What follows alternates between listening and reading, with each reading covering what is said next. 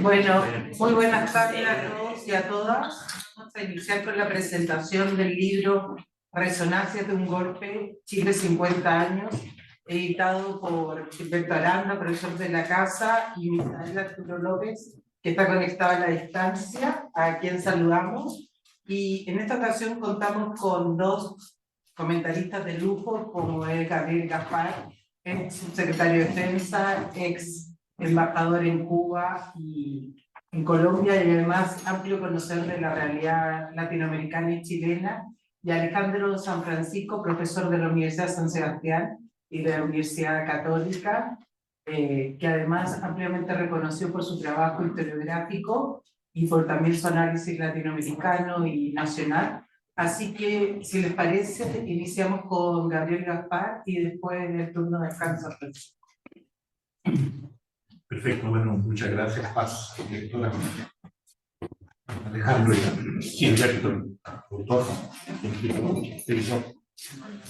Muy interesante abordar la problemática que nos plantea este libro, y voy a hacer un comentario más bien global, más que puntual de algunos temas. Y al final sí voy a colocar algunas precisiones que creo que es necesario hacerlas. Lo primero que me causa discusión es que si hay un tema que en la década de los 70 y los 80 fue estudiado, requete estudiado, requete contraestudiado en múltiples tesis de grado, doctorado, investigaciones grandes, es la experiencia chilena del 73. Es particularmente en las ciencias sociales, ¿cierto? En las relaciones internacionales, en la estrategia, es decir, en casi todos los ámbitos. Me estoy refiriendo básicamente a Occidente, hacia Europa y América Latina, y mundo árabe, africano. Pero toda esta amplia discusión y profunda, hubo un solo lugar donde no se estudió. Oye, por razones obvias, porque cuando Dinaco decía lo que había que estudiar y las universidades teníamos rectores delegados, y se cerraban escuelas y se quemaban libros y se expulsaban profesores, digamos como que no había muchas condiciones para la investigación. Por tanto, esto, sobre todo con estos 50 años, ha generado una suerte de revival, que tiene cosas positivas y también cosas complejas. Lo positivo es la distancia, que ya no está la tensión que podría haber, o el involucramiento que siempre trae de quienes han sido autores del proceso. También tiene un problema, que las fuentes se van haciendo a veces más difíciles. Y en el caso, sobre todo en la dimensión internacional que aborda el libro, es que hay lo que nosotros podríamos llamar, que el libro lo plantea bien, las lecturas nacionales. De cada país, los distintos autores leyeron la experiencia chilena en función de sus intereses nacionales o de sus intereses políticos al interior de cada país. Por tanto, dicho eso, lo importante de la reflexión, el impacto de los 11 de septiembre y en el silencio de los 17 años acá, tiene mi opinión que la tragedia chilena provocó reflexiones más allá de la política, porque también involucró un tema a nivel global, estaba presente antes, pero que cobró particular puesto en el tema de los derechos humanos, que la Constitución está indisolublemente vinculada al respeto de la garantía de derechos humanos. Aquí y allá, estamos en tiempo de la fría, estamos en tiempo de Pacto Varsovia y OTAN. Él involucró más allá de la izquierda, porque uno podría comprender que la reflexión venía básicamente de la izquierda, de las universidades, de los sindicatos, por decirlo así, los partidos. Pero usted abarcó mucho más. Abarcó el mundo de las ONG, el mundo de los organismos internacionales, incluso de otras fuerzas políticas. Y como aquí habemos varios mexicanos, yo soy medio chismeca, si hay un país que es allendista, es México, porque está a la derecha es allendista. Me ha tocado acompañar a delegaciones del PAN, que alguna vez en la moneda se emocionaba por estar en la moneda, por donde murió el presidente. Entonces, nada de eso en Chile se vive, o se vivió en aquellos años. Y yo diría que desde ese punto de vista fue el hecho internacional desde la República Española y de Vietnam, el hecho internacional que más conmoción provocó a escala global en términos de redes de solidaridad. Son bastante unidas también. Yo no pretendo ser objetivo porque soy participante, un joven allendista, dirigente joven también de mi partido. Nosotros crecimos cantando las canciones de la República. Hay Carmela, si te vas a Barcelona, en el 5º regimiento, se las cantamos por las calles de Santiago. Y le agregamos las nuestras, ¿no? Porque eso es otra cosa. Los estudios tienden a ser más bien políticos, incluso políticos electorales. Esa 416, que después pasó a 43, que siempre fue difícil, pero el tema no era solamente electoral. El ascenso del movimiento social, que viene más atrás, y voy a aprovecharlo. En Chile, desde que nos constituimos como nación independiente, siempre hubo una cultura dominante que era bastante europeizante, que tenía como centro económico, social, la gran hacienda primero, y al cual después se fue agregando el yacimiento minero en el norte.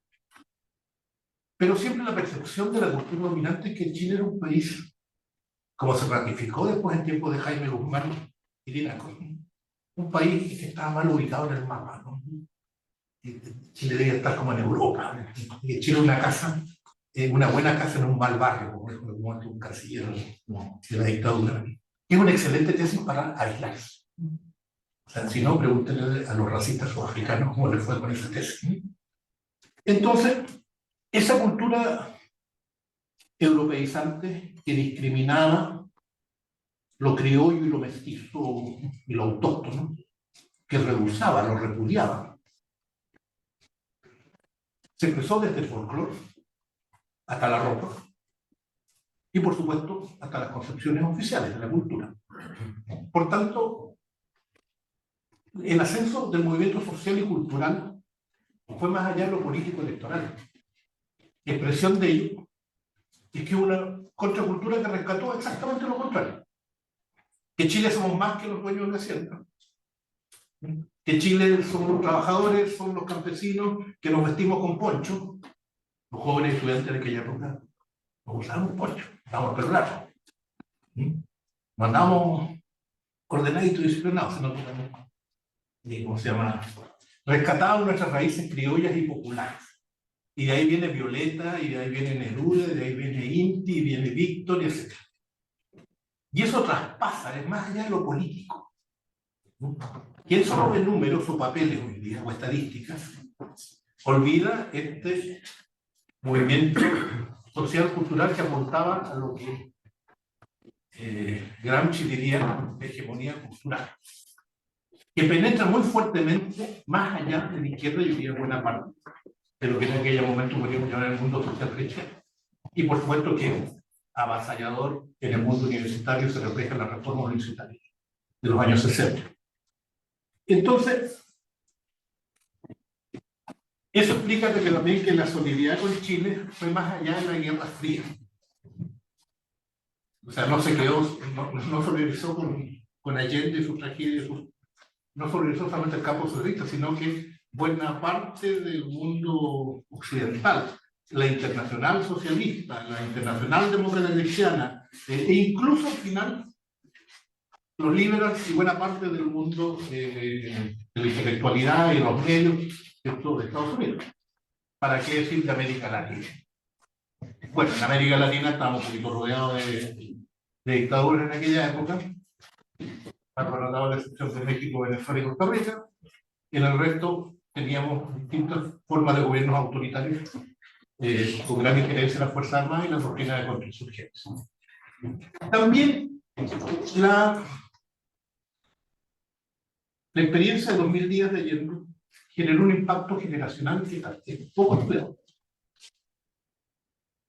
Pero hay una generación en el mundo, sobre todo en el mundo occidental, que si se introdujo en la política fue la experiencia de Allende y de Chile. Desde la Judy Hahn, el canciller Schröder, el ministro de Alema, primer ministro de Alema, hasta Andrés Manuel López Obrador, inclusive el presidente Petro, con la mayoría de los cuales he conversado exactamente y me han dicho eso. Yo entro en política por eso.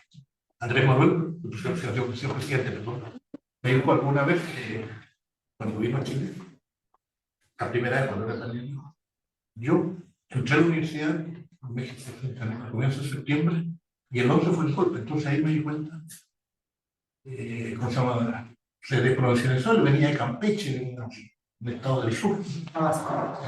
Tabasco, perdón.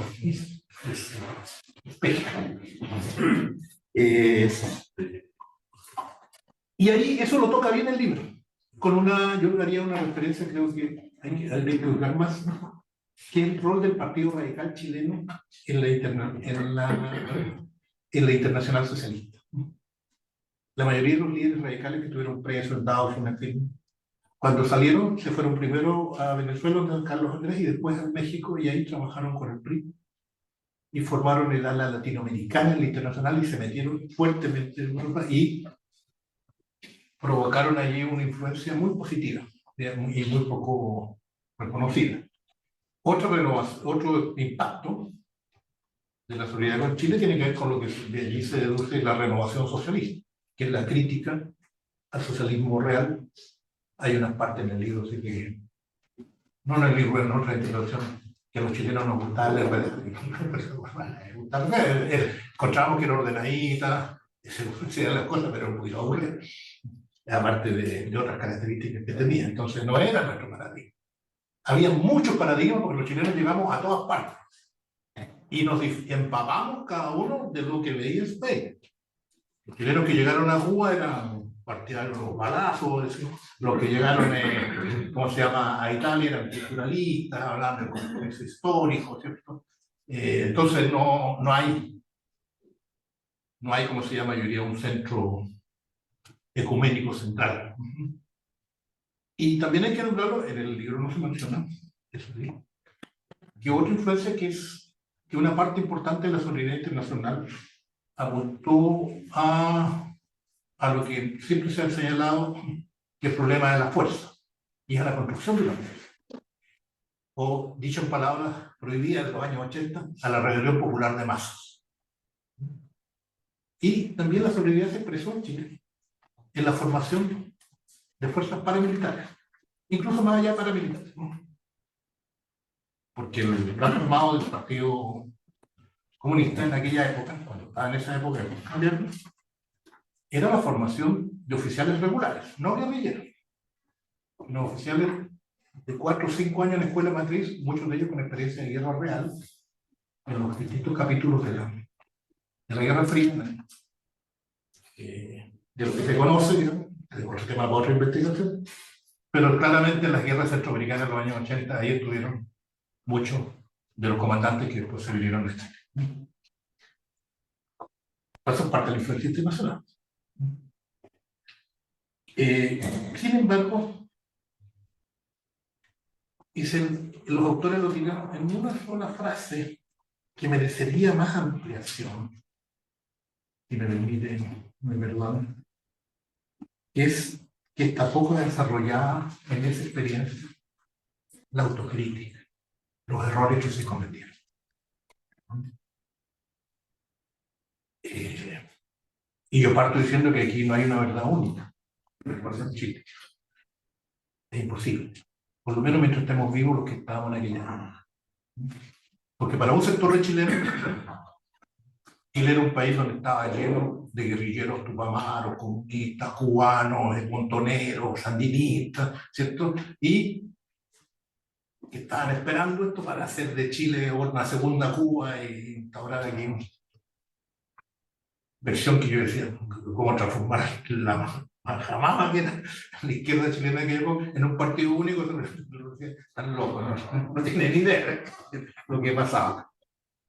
Pero así como, y dice que frente a este terror que venía la guerra civil por la insurrección y que una parada militar, como es plan Z, digamos, lo iban a matar a los militares, ¿sí? Vino mi general y puso orden y restauró la democracia en Chile, ejemplo a la nueva Atenas y una economía que es ejemplo de la escala mundial. Y ese sector sigue pensando lo mismo, una parte importante. Y hay algunos que se han salido del closet en el último tiempo. Y en otro lado, hay otra versión que dice que Chile es una democracia institucional perfecta, un poco, y que vino un golpe que violó los derechos humanos, rompió los... pero que nos habla también de las dificultades para construir consensos, para dar una respuesta política a la crisis.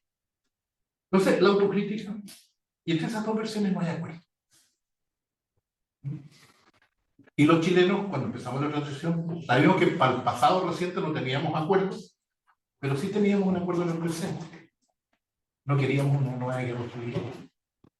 No queríamos paz, queríamos democracia, crecimiento económico, apertura internacional y respeto básico a formas de convivencia. Tratamos de hacer eso en estos 30 años. Digo tratamos porque fue parte de su esfuerzo. En una escala secundaria, ¿no? Y entonces por eso criticamos abiertamente que en esos 30 años no se hizo nada. Como no se escucha.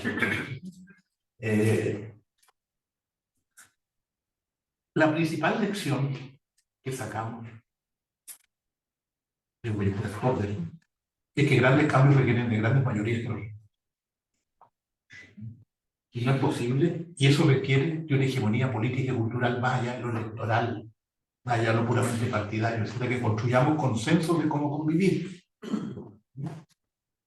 Y eso implicó la revalorización de la democracia para la mayoría de las fuerzas políticas. Y también el contenido nacional popular.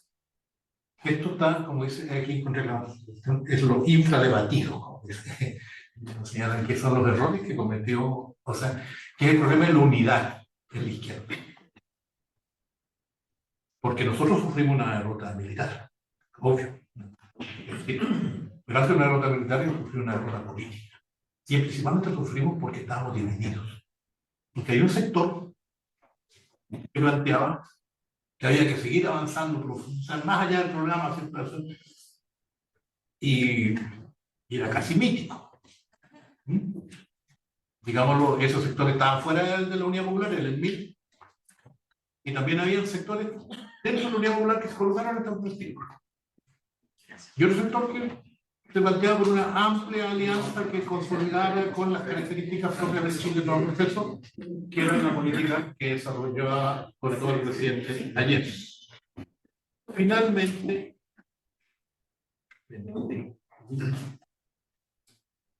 yo creo que se hace necesario mirarlo con la distancia porque el libro lo que tiene, lo marca muy bien, es el impacto fuera de Chile de la experiencia de los 1000 días. Y yo creo que a las nuevas generaciones lo que debe quedar claro es que Chile no puede volver a repetir una situación como esta. Y eso tiene responsabilidad para todos. Digo, para todos los sectores políticos, pero también para el mundo intelectual. Y el que oriente y sustenta muchas veces las distintas posiciones. Y ahí, qué bueno que la universidad asuma estos temas, con este espíritu y con estos afanes. Muchas gracias por la invitación. Gracias. Alejandro. Gracias, Pablo. En mi conforme. Exacto lo que digo.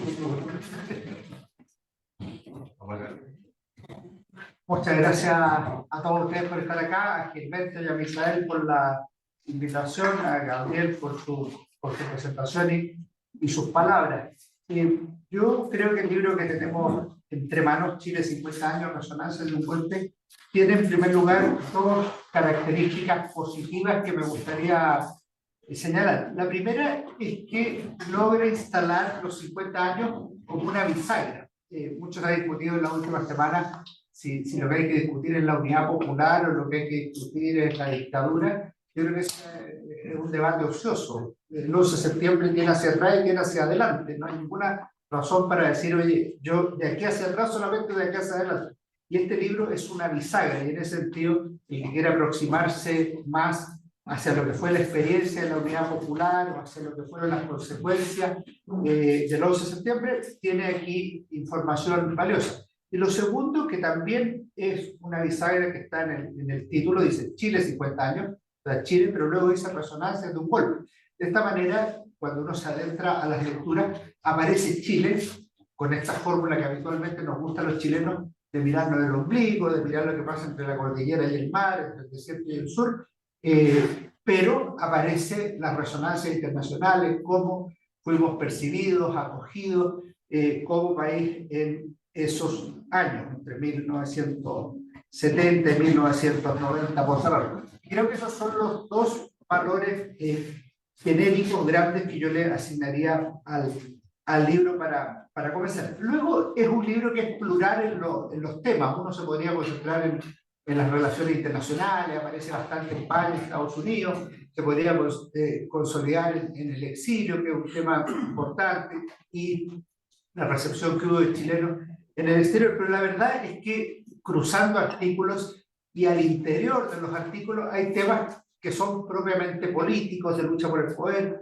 hay temas culturales, de impacto cultural del exterior y de recepción, o sea, así como Gabriel decía, las canciones que él cantaba de la Guerra Civil Española, aparecen las canciones que se cantaban en otros países de Quilapayún y cómo el pueblo unido se sigue cantando en España. Una frase muy simpática, que Rejón la cantaba mejor que Pablo Iglesias. No sé por qué alguien pone eso, pero algún sentido puede tener. Es un impacto cultural, no es un impacto político, o es político y cultural, es las dos cosas.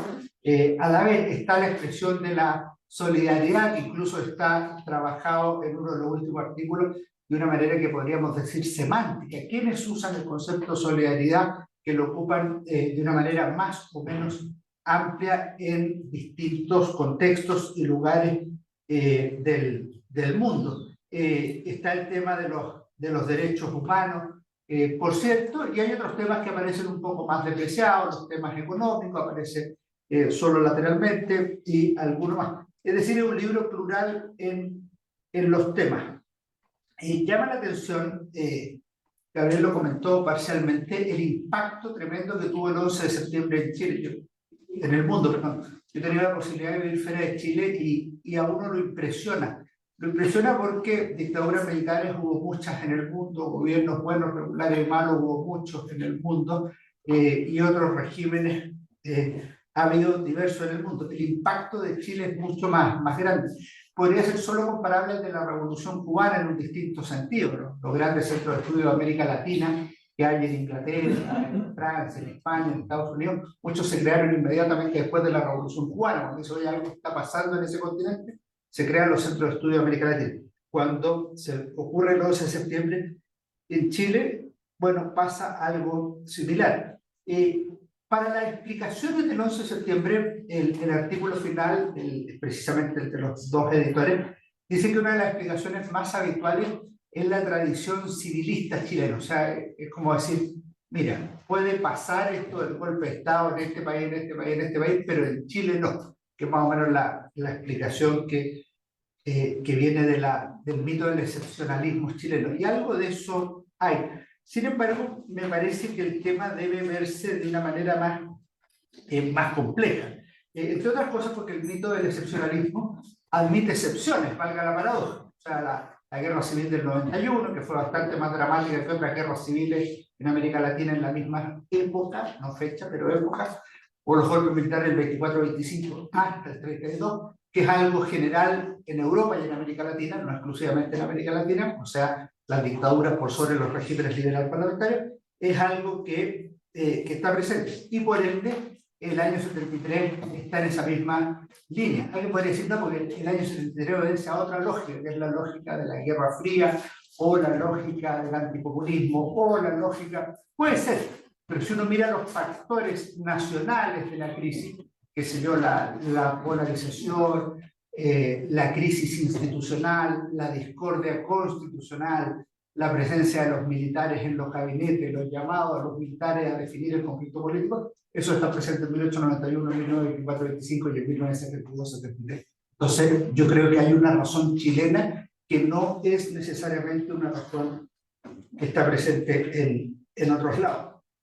Y yo creo que el libro tiene varias dicotomías que yo llamaría la atención. Esta es una forma de lectura. Hay otra forma de lectura. Por ejemplo, una forma de lectura es los problemas de Chile y la solidaridad internacional. Esto es casi obvio. O sea, si en Chile hay un problema de la violación a los derechos humanos del exilio, surge de inmediato como contrapartida la solidaridad internacional. Y esto es una fórmula que aparece transversalmente en varios de los artículos presentes y me parece que es una dicotomía rica y valiosa que debe trabajarse y revisarse. Hay una segunda que me causa más problemas o al menos o hay artículos que tienen contradicción entre ellos, lo cual es muy legítimo porque son autores distintos. Pero, por ejemplo, la revolución chilena en América Latina, ¿cómo es percibida en Europa? En algunos casos es percibida como un gobierno auténticamente revolucionario. O sea, lo que sería el presidente Salvador Allende es un gobierno revolucionario, pero con una vía distinta a otros gobiernos revolucionarios. Básicamente la tesis que plantea el propio presidente Allende en el discurso del 21 de mayo del 71. Pero en el capítulo referido a la influencia de la del internacional socialista o la socialdemocracia en Chile, la tesis es más bien que lo que se estaría construyendo en Chile es una socialdemocracia. O sea, lo que se estaría consolidando en Chile es una socialdemocracia, y esa es la fórmula que usa el presidente del Internacional Socialista. O sea, aquí estaría el socialismo y la democracia propio de la socialdemocracia. Y me llama la atención que no está citado cuando al presidente Allende le pregunta eso, Requiere Bré, en 1971, explícitamente. El presidente Allende contesta explícitamente que él no tiene nada que ver con la socialdemocracia europea, que él es un revolucionario latinoamericano. De manera que yo creo que esa dicotomía debiera realizarse, en primer lugar, cómo los actores se comprenden a sí mismos y luego cómo los comprenden otros a esos actores. Luego hay una cosa, yo estoy de acuerdo con Gabriel cuando él dice que entender a la unidad popular por porcentaje es una fórmula absolutamente insuficiente de entender a la unidad popular. Por ejemplo, hay un sector de la sociedad chilena marginada de la vida política, que es el sector más socialmente popular, los sectores más pobres, lo que algunos llaman los pobres del campo y la ciudad, que no son solo números, es un grupo social que se incorpora a la política y que antes no estaba. Sería el equivalente a cuando Alessandri y Ibáñez incorporan los sectores medios a la vida política. Eso no es un problema de números, es un problema de qué imágenes se incorporan a la sociedad. Es como cuando la mujer se incorpora, no es un problema de cuántas mujeres votaron, es que la mujer comenzó a votar o a ser diputada o a ser senadora o a ser ministra. Tiene una dimensión cualitativa que no se agota en los números electorales. Dicho eso, me llama la atención que los 3 artículos que nombran la oposición al presidente Salvador Allende hablan de la derecha. Hablar de la derecha contra el presidente Allende, no sé cómo decirlo para que se entienda él, pero es no comprender la oposición a Allende o es suponer que la derecha es más grande de lo que es. O sea, la elección de 1973, la parlamentaria, la derecha, entre comillas, obtuvo el 55% de los votos. Eso no es la derecha. La derecha obtuvo el 21% de los votos. La derecha tenía una federación de estudiantes, era la católica, y luego 2, la católica de Valparaíso. La derecha no ganó las FESES, la ganó la democracia cristiana. etcétera, etcétera. O sea, la derecha era muy chica. Y aquí la dicotomía que se plantea es Allende versus la derecha. La oposición a la Unidad Popular debe entenderse de la misma manera que dice Gabriel que hay que entender a la Unidad Popular, de la manera como es. O sea, es mucho más diversa, más plural de lo que aparece reflejado aquí. Y en ese sentido, a mí me parece que la oposición política es evidentemente la derecha y la democracia cristiana, particularmente a partir del 72, cuando van juntos los procesos electorales o en la CODE. Pero además hay una oposición social que no necesariamente es de derecha, sino que tiene otras explicaciones y yo creo que sería bueno revisarla. Hay un artículo muy valioso que se llama Golpe, el impacto político y cultural del golpe y su influencia en Europa. Algo dijo Gabriel Carrera. Este da literalmente para que el artículo siguiente fuera la influencia política de Europa en Chile. O sea, este es un efecto espejo. Evidentemente el 11 de septiembre es mirado en Europa, es mirado por Enrico Berlinguer en Italia, por el Partido Comunista Español, que tiene una mirada bastante distinta a Carrillo y por otros actores, pero es interesante cómo es muy definitorio la vía, por ejemplo, lo que cuenta Altamirano en el socialismo real de Alemania Oriental para mirar hacia Francia, no solo geográficamente, sino también intelectualmente, y así otras personas también. Y lo mismo lo que es el aprendizaje político de la renovación socialista, que va a ser el modelo post-90, que no es el modelo pre-1973. En ese sentido también hay una dicotomía interesante ahí, el golpe y la influencia en Europa, la influencia de Europa en Chile como un tema que también es muy rico y valioso. Obviamente no tenemos que agotarlo el libro, pero lo dejo planteado como dicotomía. Una cosa que es buena, cada uno tiene sus intereses y gustos. Una de las cosas que más me gustó del libro es que aprendí mucho. Y lo digo porque llevo varios años estudiando este tema, entonces uno dice, a ver, ¿qué voy a encontrar? O a lo mejor son muchas cosas lo mismo. Me encontré con muchas cosas que me motivaron mucho a seguir leyendo. Obviamente el primer artículo, por ejemplo, que es bien interesante, que es de Ricardo, me parece Perea Victoy, Ricardo. Está también conectado. Está conectado, muy interesante el artículo, muy bien trabajado. El Plan Santiago, alcance sobre la defensa de la unidad popular, la defensa militar, que finalmente no operó, me pareció muy interesante. Y me lleva a una conclusión que es bien importante. Escuché que Gabriel estuvo en Cuba de embajador, hay una cosa bien interesante, pues se ha dicho, Estados Unidos debería liberar todos los documentos. Yo, como historiador, digo sí, de todas maneras. Pero mucho más interesante sería que Cuba liberara todos los documentos, porque de Estados Unidos conocemos bastante. De Cuba conocemos cercano a nada, y los pocos que cita aquí Ricardo son realmente muy valiosos y muy interesantes para conocer el proceso político de la Unidad Popular y qué decir del siguiente. Me parece que a algunos artículos le falta alguna bibliografía reciente que podría haber sido valiosa.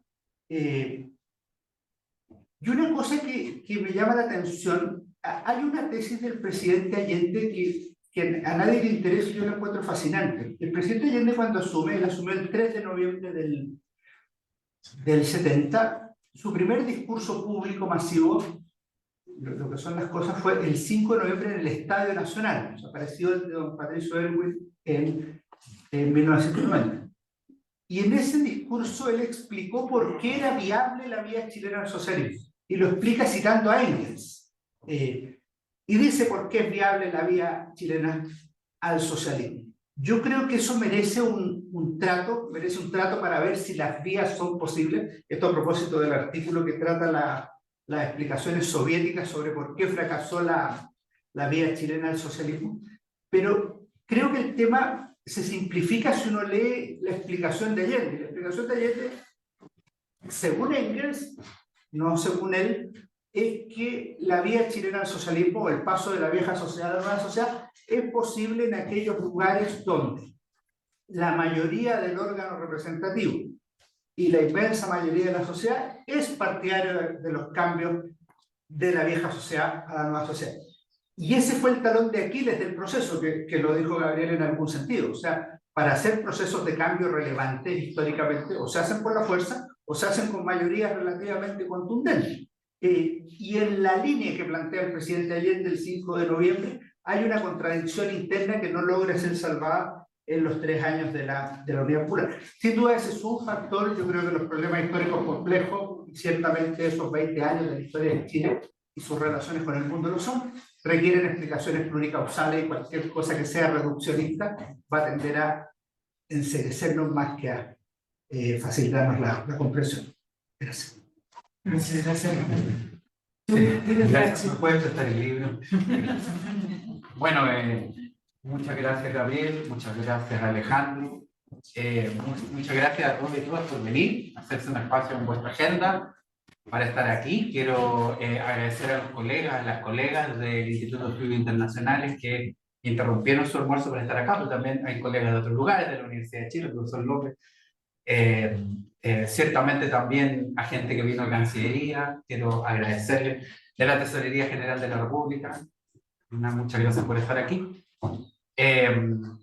Y bueno, en general, estudiantes también que veo, ex estudiantes, para mí es un motivo de alegría presentar un libro, digo presentación porque esperamos tener en Madrid, yo estaré en ese momento por Zoom, el lanzamiento, porque lo primero que quiero contar es que este libro se hace posible porque en España había un interés por el tema y justo cuando se da la coincidencia de mi estadía, el profesor Misael Arturo López Zapico, que está conectado, me plantea además esta posibilidad que encontró recepción inmediata en la Embajada de Chile y que financia en la Fundación Chile-España, de la cual también quiero dar las gracias. Por lo tanto, es un libro que nace de interés académico. Hay un momento, un espacio, que es un seminario que hicimos el 9 de mayo para adelantarnos a esta fecha en la Universidad Autónoma de Madrid. Y en ese seminario hay casi todos los autores y autoras quienes finalmente se comprometen con este libro.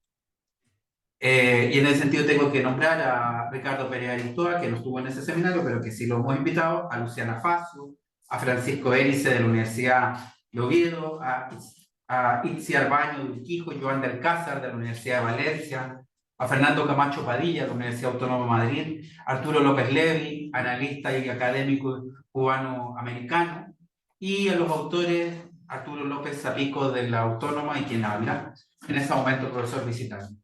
Esto también es resultado de mi trabajo de un año y quiero dar gracias por el permiso que se me otorgó para poder realizarlo, pero sobre todo de la inquietud académica por un libro que, quiero decirlo, fue consciente respecto a que iban a haber tensiones y además artículos que se oponen. Es decir, esto no es una casualidad, sino que es algo que nos interesaba retratar, que incluso dentro de un grupo de personas que tiene interés académico común, hay matices bien importantes. Yo incluso advierto que hay por ahí dos miradas que en muchas partes colisionan. Creo que el 11 de septiembre del 73 es importante por varias razones. Una razón, sin lugar a dudas, es el tema del mito de la civilidad, que como todo mito tiene algo de cierto y mucho agregado, mucho añadido. Porque ciertamente había un proceso desde el año 88 en adelante y con interrupciones, claro, no interrupciones de 17 años, pero que tuvo interrupciones de una ampliación de la ciudadanía, al menos como dato legal. Desde el año 88, cuando el voto masculino se transversaliza. Y eso, a mí me parece una de las dimensiones más importantes, porque todo proyecto político se puede desplegar en esas condiciones, en una condición de régimen civil de corte electoral. Proyecto político me refiero que busque construcción de mayoría. Dos, es importante porque el presidente murió en la moneda. Y eso también hay una mitificación. Y para muchas personas de izquierda y no de izquierda, es un hecho bien razonable. Y tres, porque se cancela o se aborta una utopía. Hay una utopía, un proyecto, la vida chilena del socialismo, que se acaba. Algunos piensan que son las tres, otros le dan prioridad a uno, pero ciertamente estos tres elementos concurren a esta reflexión. Finalmente, porque quiero ser muy abreviado, yo prefiero que hablen los invitados y ustedes y podamos colocar en unos minutos temas en común.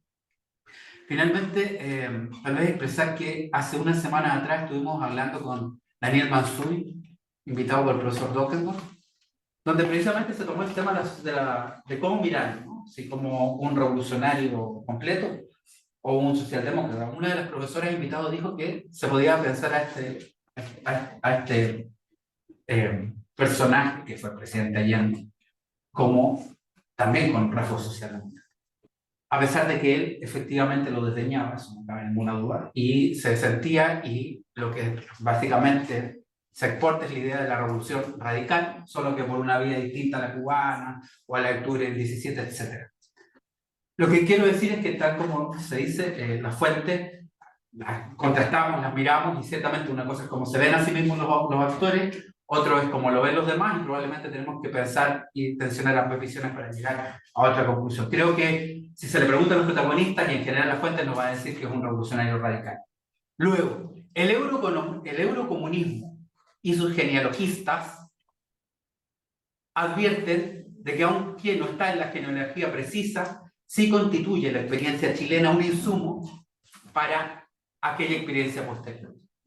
Y algunas personas como Willy Brandt, que mientras era canciller alemán tenía cuidado de citar la experiencia chilena, una vez que pasa al Internacional Socialista se desata. Hace pocos días estuve también con Rinke, que hace una reflexión bien interesante, este historiador de la Universidad Libre de Berlín, respecto a la receptividad del caso chileno, tanto en Alemania Oriental, la Alemania democrática, nada democrática, y la Alemania Federal, la República Federal Alemana. ¿Cómo se recepcionó en sus distintas miradas? Así que yo concluiría diciendo que se trata de un esfuerzo coral con distintas perspectivas, opiniones, que no se agota el tema, hay mucho que decir. Esto es un libro solamente de algunas consecuencias y de algunas miradas sobre el capítulo del sur global, particularmente América Latina. Hay tanto que escribir, de la receptividad en México, de la receptividad en Cuba, de la de Argentina. La semana pasada en Argentina me decían, no, es que esto ya se ha hecho mucho y habrá más que hacer. Así que sin duda no se agota, sino que es apenas una mirada, una mirilla al tema, y lo dejo hasta acá agradeciendo vuestra presencia. Gracias. Y bueno, dejo el espacio para que... Por favor, si quiere alguien de los presentes o de los que también están conectados quiere hacer algún comentario, alguna reacción, o si ustedes mismos quieren hacer alguna reacción. ¿Quién está? Misael, por favor. Muchísimas gracias. Buenas tardes aquí en Madrid. Un placer conectarme desde aquí a este acto de presentación. Quiero agradecer a los dos ponentes, a los dos relatores de la obra, por sus comentarios muy acertados, y quiero también aprovechar para saludar a mi querido colega, el profesor Gilberto Aranda.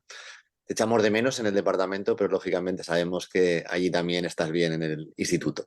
Así que un saludo también de parte de los compañeros del departamento.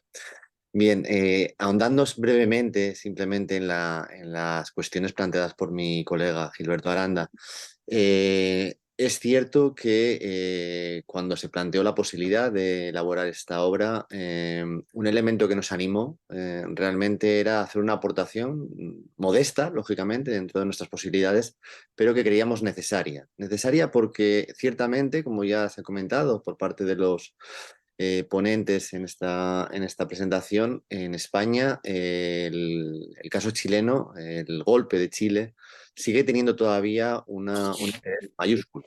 Es cierto que esas repercusiones podemos decir que es a nivel global, pero desde luego en el caso español se ha mantenido un cierto recuerdo un tanto quizás romántico del periodo de la Unidad Popular, que ha consolidado quizás algunas de estas ideas comunes, ¿no?, que se han planteado a lo largo de esta primera parte de la sesión, pero a la vez también sigue siendo también un tema polémico por la vinculación de algunos partidos políticos todavía hoy en día centrales en la política española, con la vuelta de la democracia a Chile años después del golpe.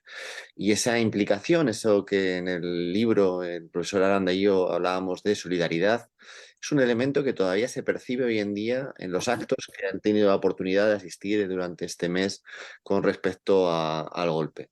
Creo que los historiadores todavía tenemos mucho que poder aportar. Nos faltan fuentes, coincido con la sensación de que conocemos más lo que sucede en algunas latitudes y en algunas, digamos, esferas políticas más que en otras. Todavía nos puede dar algunas sorpresas interesantes este evento y desde luego pues es un placer poder compartir con ustedes este acto, aunque sea desde la distancia. Así que un saludo muy cordial y muchas gracias.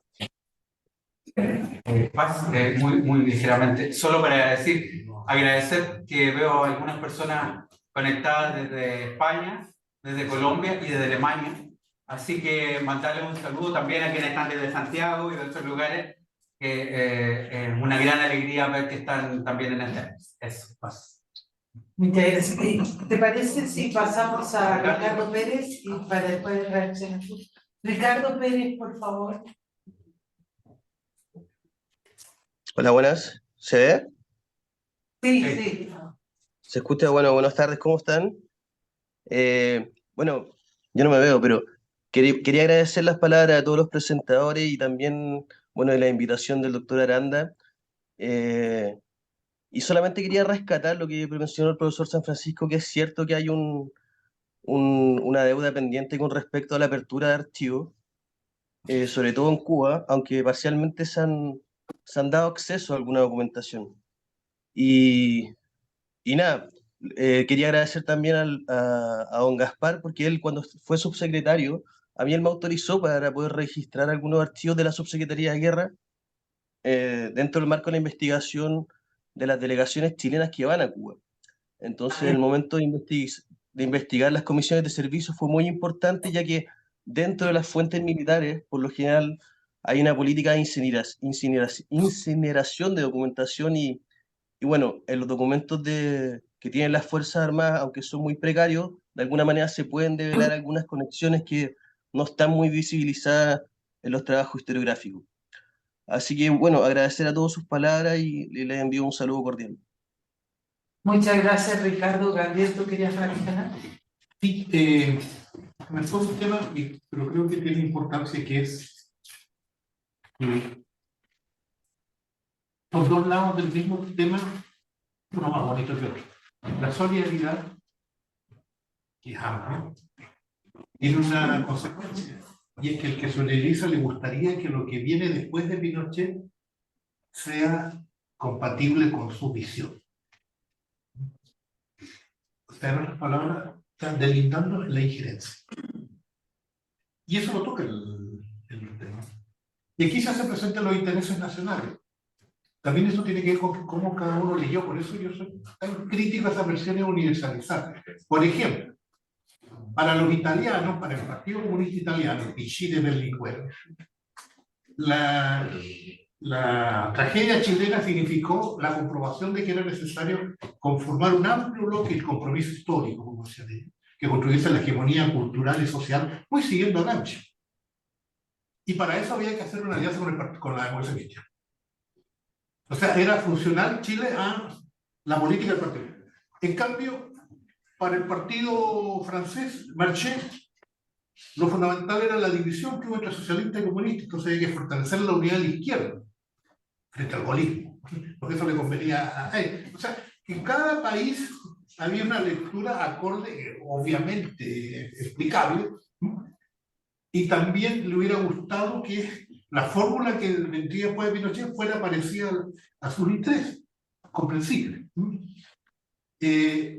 Una precisión. Se dice por ahí en varias partes el tema de los derechos humanos, que está muy bien, y que al final los americanos adhieren a los derechos humanos, a la crítica, y obligan a terminar con la DINA, en fin. Voy a desclasificar algo, pero creo que no hay problema. Una de las primeras tareas que tuve al volver, me cargaron el trabajar de asesor en la moneda. que mantuviera la relación política con la embajada norteamericana. Y lo primero que invité a desayunar muy bien a la mexicana, a mi contraparte, y lo primero para abrir el fuego es decirle, mira, yo quiero decir que nuestro gobierno ve con mucho interés y simpatía la preocupación del gobierno norteamericano por los derechos humanos. Y el diplomático norteamericano, que era muy pesado, me mira, sí, pero ¿por qué lo dices en especial? Bueno, dije, por el caso de Letelier. Sí, me dijo, pero el caso de Letelier no tiene nada que ver con los derechos humanos. ¿Y por qué tiene que ver? Es un caso de terrorismo, me dijo. Ningún país tiene el derecho a cometer actos terroristas en territorio norteamericano. Y me espantó el gringo. Entonces, ojo, porque aquí, o sea, si algo molestó incluso a los gobiernos conservadores, era el que la DINA, junto con la oposición cubana de Miami, hicieron operaciones terroristas. Inclusive el mismo Taulen, que fue, después pasó a México y anduvo buscando una reunión que teníamos en México para ponernos un presente griego también. Pero éramos tan despelotados, no era una medida que nunca nos pudo encontrar, entonces se frustró. Debo reconocer que la seguridad mexicana nos había alertado. Entonces, ojo, porque aquí tiene que ver con los intereses nacionales. O sea, lo que Estados Unidos no podía soportar era que surgieran focos, grupos, del origen que sea, que hicieran actos de terrorismo en Estados Unidos. La enseñanza que viene para nosotros es que cuando el país se divide, favorecemos la injerencia. Entonces, la mejor forma de representar nuestra soberanía es provocar espacios que permitan la unidad y la cohesión nacional. Tener un espíritu de Estado y no un espíritu de trinchera.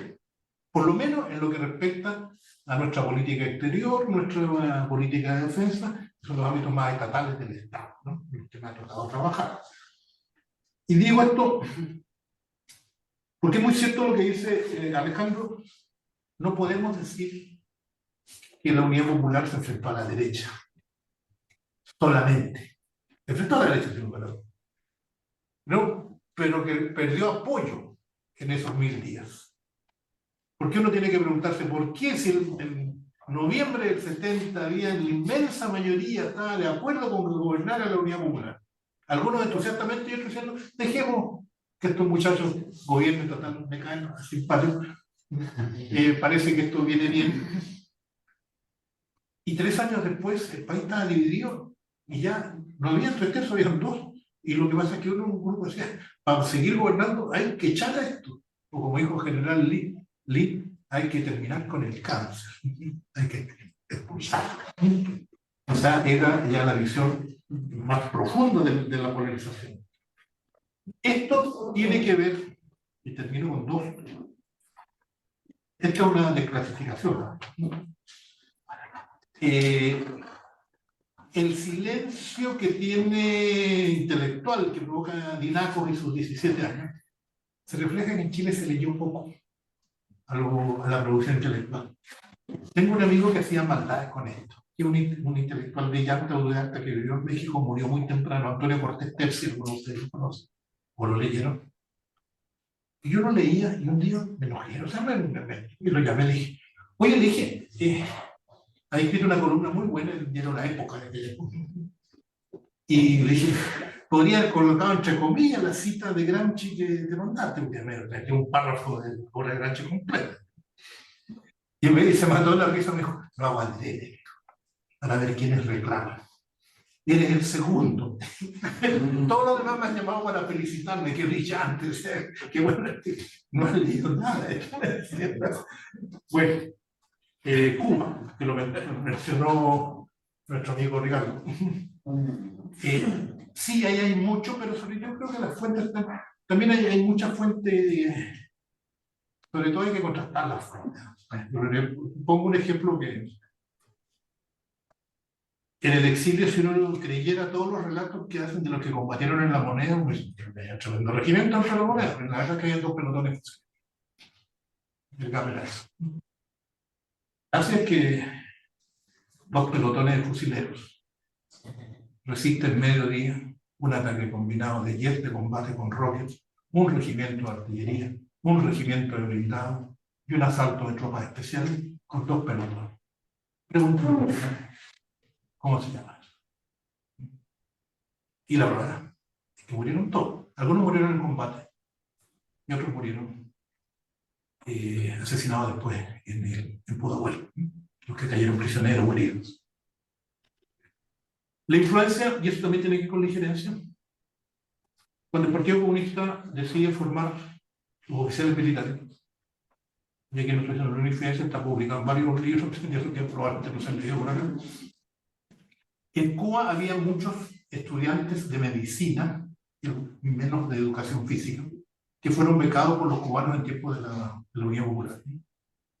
Estaban en Cuba y los sorprendió el golpe en Cuba.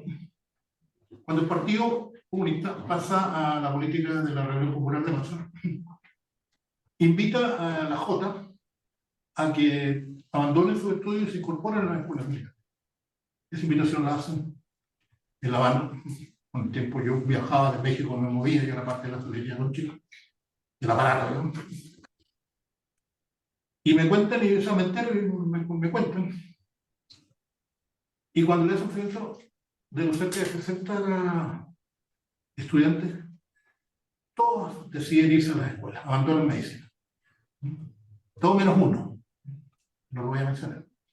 Pero que escritor fue sobre ellos, supuestamente. Entonces, obviamente, esos jóvenes tenían una visión, una preparación, y probablemente en su imaginario, lo que a ellos les hubiera gustado es que cuando llegara Pinochet, Chile fuera como Cuba. Era lo más probable. Eso mismo pasó, pero ya no en preparación militar, sino en formación académica, profesional, con los chilenos que llegaron a Italia, con los que llegaron a España, con los que llegaron a Suecia, con los que estuvieron en Europa. De los cientos de miles que salimos, solo volvimos como 80.000. Una gran cantidad se quedó afuera. Pero nos permitió una cosa, creo que es positiva, que nos desprovincializó. Porque vimos un mundo, comparamos otros sistemas, fuimos capaces de tener una visión más allá de la cordillera o el desierto. Y nos dimos cuenta que esto es la excepcionalidad ahora y no. Gracias. Sí, no, bueno, junto con felicitar al autor, es muy interesante. Dos comentarios más chicos, muy breves. Uno me llama la atención, ya que hablaron de cifras que encuentran importantes, la electoral, estoy de acuerdo. Hay otros ámbitos que son también muy relevantes. Pues, sin embargo, me llama la atención y me motivaron ustedes por lo que decía, que el UP parte con un 36, con tanto por ciento y termina con un 44%. O sea, está más fortalecida y viene la crisis. O sea, lo que planteo yo que requiere más vinculización de entender, obstante que se polarizó el país, cómo la Unidad Popular, con todo lo que creció tanto. No lo sé, no tengo respuesta. Y lo otro muy breve, yo cuando estaba estudiando historia en los 80, por ejemplo, el profesor dijo, historia del cine es cíclica. Independencia son 40 años. Después viene Montt, después la revolución estuvo en Montt, después Balmaceda, después los golpes del 25, el 73, yo hasta ahí me cansaba, pero ahora tenemos 2018, que el estallido cambia ese escenario. Me parece que los ciclos algo tienen que he metido, esto lo estoy afirmando así, pero algo pasa, cada 40, 50 años, algo se remesa. Esos son mis dos comentarios y muchas gracias. ¿Quiere hacer algún comentario sobre el comentario? Sí, yo les pido la disculpa que me tengo que ir un cuarto a las 3 porque tengo que tomar exámenes. Ahora inventaron unos cursos bimestrales, entonces terminó el bimestre. No, es muy chico. Esto de los 40 años tiene algo que ver, tiene que ver con el cambio generacional, cuando irrumpen nuevas generaciones, pero también con las coincidencias. Lo de la guerra civil del 91 podría no haber existido. Claro. Yo una vez leí un libro sobre la guerra civil del 91, se lo mandé, dos tomos, se lo mandé a William Sater, que es un gran historiador norteamericano, y me dijo, ahora entendí por fin la guerra civil. Y me dijo algo seguro, es una pelea de viejos y viejas tontas, una cuestión así. O sea, era gente que no se quiso poner de acuerdo, no hay ni una razón para venir a la guerra civil. Entonces me dice, no puede ser, no da para eso. Ahora lo de los números, yo creo que hay que cruzar los números, eso saben más los politólogos que yo, pero nosotros comparamos peras con manzanas, y siendo fruta, es peras con manzanas. Hay que comparar peras con peras. Entonces, cuando uno compara, tiene que comparar la elección del 69 con la del 73, y no la del 70 con la del 73. Cosa de que los votos radicales se sumen a la unidad popular. El 69, el FRAP era el Partido Socialista y el Comunista, que competían al margen de los radicales, al margen del MAPU, al margen de la izquierda cristiana. Y si bien la izquierda cristiana, el MAPU suman el 73, un 2,8%, será algo así. Si tú ya le vas sumando, eso ya es más que lo que sumaba PS-PC el 69. Si le suman los radicales, es más que el 36% que tenía Salvador Allende el 4 de septiembre. Entonces, pero... Héctor Casanueva quería hacer un comentario. Desde Madrid. Bueno, buenas tardes y muchas gracias por la invitación a esta presentación. Solamente quisiera felicitar a Gilberto por este libro, que me consta que ha sido un esfuerzo personal suyo, por supuesto con el apoyo de la Universidad Autónoma y de los demás autores, pero me parece que ha sido muy importante que, como en cierto modo corolario de su participación como académico en la Universidad Autónoma, haya dejado este producto, además de sus clases, sus enseñanzas, etc. Así que, en primer lugar, una felicitación desde Madrid. En segundo lugar, reiterar también algo que se ha dicho, el enorme interés que el tema de los 50 años del golpe ha despertado en España, y como también se ha dicho, es un tema que ha estado siempre presente en España. Siempre presente en el análisis político, en la comparación con el proceso político español, incluso en estos días que estamos viviendo en la investidura ya fallida de Feijóo, se ha recordado en algunos momentos el tema de Chile. Y lo tercero es que es muy importante, que tanto el libro lo ha señalado como lo ha señalado Gabriel y otros participantes de esta presentación. La gran lección, lamentablemente, es una lección que estamos sacándola con bastante retraso, porque podríamos haber tenido esa lucidez en el momento antes del año 1970, es que no se puede hacer ningún cambio fundamental, sustancial, estructural, si no se cuenta con mayorías políticas y con mayorías sociales. Y eso lo aprendimos muy tardíamente y además muy a sangre y fuego. Afortunadamente, 17 años después fuimos capaces de ponernos de acuerdo en esa idea fundamental de tipo político para llevar adelante el proceso de recuperación de la democracia y de consolidación, instalación, etc. Así que nada, solo eso, agradecer nuevamente a Gilberto y a todos los participantes y por esta oportunidad de estar aquí en esa presentación. Veremos si es posible acompañarlos también en Madrid cuando se haga la presentación, y agradecer al Instituto y felicitar al Instituto de Estudios Internacionales que auspicie este tipo de encuentros. Muchas gracias, Héctor. Si no hay otros comentarios, no hay ningún otro comentario. Bueno, agradecer a los comentaristas, felicitar nuevamente a los editores y muchas gracias a todos los presentes. Sí, agradecer a todos y a todas y decir que el libro, editado por Libros de la Catarata de Madrid, está disponible en librerías españolas. Esperamos que alguna librería chilena se interese, pero está la versión ebook que siempre se puede adquirir.